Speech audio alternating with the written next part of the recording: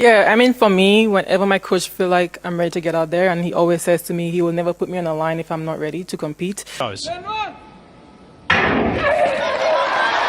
kind of a start did Shakira get? She's got work to do. Julien Alfred. So I know that whenever I'm there, I'm always ready to compete and not scared of anybody.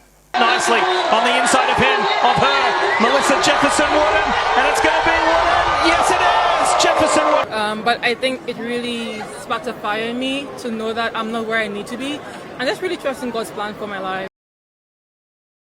When Julien Alfred arrived at the 2025 World Championships, the world expected one thing: dominance. The reigning Olympic champion, the pride of St. Lucia, the woman who had steamrolled the season with sub-10.8 performances and blistering finishes, was supposed to walk away with double gold. Instead, she left with a single bronze and a storm of rumors that nearly tore her image apart. Fans whispered, "What happened to her?" Analysts blamed injuries, fatigue, and overtraining. But now, after the dust has settled, Julien is firing back, and her side of the story changes everything. Because according to her, there was no injury, no setback, just false reports that spiraled out of control, leaked by people who should have known better. And what started as a simple media rumor turned into a full-blown scandal that exposed how broken professional track and field truly is. This isn't just about one athlete. It's about a system built on confusion, chaos, and manipulation. And once you hear what she revealed, you'll never see the sport the same way again. But to understand how this started, we need to rewind to the moment everything began to crumble. Before the controversy, Julien Alfred was unstoppable. She came from a tiny island with a population smaller than most cities and turned herself into one of the fastest women on Earth. In Paris 2024, she stunned the world with a 10.72 Olympic gold in the 100 meters, then followed up with silver in the 200. Sponsors lined up, brands begged to sign her, and by the time 2025 rolled around, Julien wasn't just an athlete. She was a global name, a walking headline, a ticket-selling machine. Every meet she entered instantly became a must-watch event. Her 10.71 in London and her 21.71 in the 200 meter set her up as the undisputed favorite. But success like that paints a target. Every glance, every training break, every scratch from a meet starts a rumor. And as she geared up for Tokyo, one headline changed everything. Julien Alfred injured, out of Diamond League. What began as whispers from an anonymous source snowballed into the biggest question in track and field. Was the star of the sport falling apart right before the biggest race of her life? When reporters claimed Julien Alfred was hurt, fans were heartbroken. They thought she'd torn her hamstring or pulled out with something career-threatening. But behind the scenes, Julien was healthy, training, recovering, and preparing like a champion. The problem? The story had already exploded online. Even major outlets picked it up without verifying the facts. Suddenly, everyone believed she was broken, weak, out of form. When she finally spoke after the championships, she revealed the truth. She was never injured. She said the false story came from someone in the meet organizer's circle, an internal leak that made her look fragile and unreliable. The moment she heard it, she was furious because it affected her mental state heading into Worlds. Imagine being in peak shape but having the world doubt your body. She ran through pain. Not physical, but emotional, trying to prove she wasn't finished. And when she only managed bronze in the 100, people said the injury caught up with her. But it didn't. What caught up with her was the pressure of a narrative she never created. A lie that spread faster than her sprint, and for once, she couldn't outrun it. After the World Championships, the doubters called her washed, overrated, and mentally checked out. Then came Zurich, the 2025 Diamond League final. No one expected her to show up, let alone win.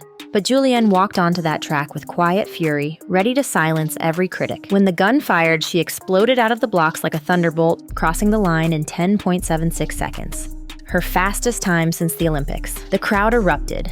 Commentators were speechless. The injured athlete just destroyed a world-class field. It wasn't just a race. It was a statement. Her celebration was calm, composed, almost cold, as if she wanted the performance to do the talking. That victory marked a turning point, not just for Julien, but for every athlete misrepresented by headlines chasing clicks. She proved that truth can't be silenced forever. But while she reclaimed her respect on the track, what was happening off it raised deeper questions about the future of the sport itself. Julien Alfred once said in an interview, "I don't want to get swell-headed." That humility hides the truth. Behind every smile is a mountain of pressure that would crush most people. Every race, she carries not just her nation's pride, but the financial hopes of sponsors, federations, and fans. Every stride has stakes. She's human. The constant scrutiny, rumors about form, body language, or even a skipped training session becomes suffocating.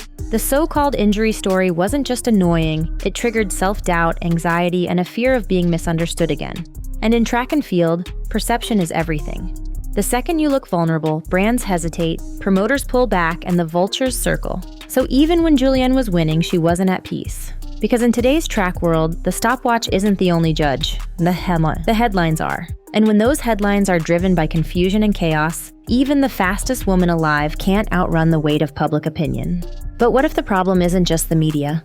What if the entire system is setting athletes up to fail? The world of professional track and field is a mess, plain and simple. Unlike football, basketball, or tennis, there's no real structure, no unified league, no guarantee of who runs when or where. The Diamond League calls itself the sport's elite circuit, but it's not really a league. It's a patchwork of independent meets stitched together under one name. Each promoter does what benefits their ticket sales. Athletes chase appearance fees, organizers chase headlines, and fans, they're left guessing when their favorite star will actually show up. Julien's injury wasn't just misinformation.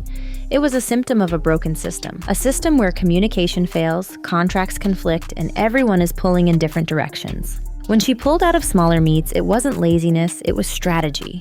Because why risk your body for a meet that barely pays when all the money and recognition come from one event, the World Championships? That's the harsh truth. Every race that isn't Worlds is just a warm-up, a scrimmage in a sport pretending to be professional. And until that changes, stars like Julien will always carry the blame for a system that's rigged against them. Julien Alfred isn't just a sprinter. She's an economy. When she competes, attendance spikes, broadcasters cash in, and sponsors rush to slap logos on her spikes. She's the show. Without her, half these meets would barely fill the stands. That's why false stories hurt her so much. They damage her brand value, her negotiating power, her entire image. Promoters market the athlete, not the sport. Come see Julien Alfred run. That's the poster. That's the product. But if she decides not to run, or worse, if someone leaks a fake injury, entire events collapse. It's a fragile ecosystem held together by star power, not structure. And the irony? The same system that depends on athletes like Julien is the one that tears them down the fastest. Because the moment she becomes too powerful, too independent, too outspoken, it threatens the hierarchy built to control her. And as she rises, the system shakes. The truth is, track and field doesn't just have an injury problem, it has an identity crisis. Julien Alfred's story isn't just about a medal or a missed race, it's about what happens when truth collides with expectation. She went from island prodigy to Olympic icon, from rumored failure to Diamond League conqueror, and through it all, she never stopped sprinting. Not just against rivals, but against narratives written by people who never laced up spikes in their life. Her journey exposes everything wrong with modern track. The greed, the disorganization, the obsession with gossip over greatness. Yet even in chaos, she remains the heartbeat of the sport. Because no matter how many headlines try to define her, only one thing decides her destiny: the clock. And if history has taught us anything, it's that when Julien Alfred is on that starting line, time itself better be ready to chase her.